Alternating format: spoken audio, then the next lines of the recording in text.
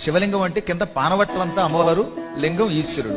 శివుడు ఎక్కడుంటే అక్కడ అమ్మ ఉంటుంది, అమ్మ ఉంటే శివుడు ఉంటాడు. ఆ ఇద్దరికి అభేదం. ఒకప్పుడు శివుడు అంధకుడు అని ఒక రాక్షసుడిని సంహరించి కైలాసానికి వచ్చాడు.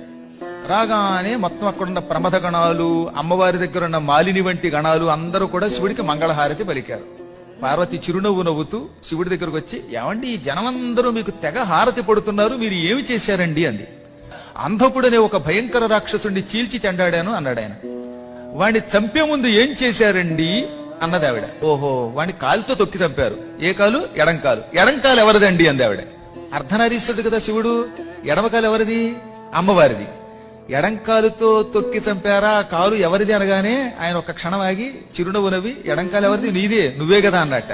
మరి తొక్కి చంపింది నేనైతే ఈ వెర్రి జనం అంతా మీకు మంగళహారతి పడతారు ఏమిటండి అంది ఆవిడ. నేనేదో పుణ్యం చేసుకున్నాను, చంపేది నువ్వైనా, పనులు చేసేది నువ్వైనా, వంట చేసి పెట్టేది నువ్వైనా, పులిహోర పెట్టేది నువ్వైనా, కీర్తి నాకు వస్తుంది అన్నాడు. పుణ్యై, పుణ్యముల చేత యశః కీర్తి లభ్యతే వస్తుంది. ఎప్పుడో పుణ్యం చేసుకోబట్టి ఒక గొప్ప ఆవిడ పక్కన చేరితే ఆవిడ వల్ల ఆయనకి కీర్తి వస్తుంది అనమాట. కాబట్టి పక్కనున్న కీర్తి అంతా అమ్మవారి.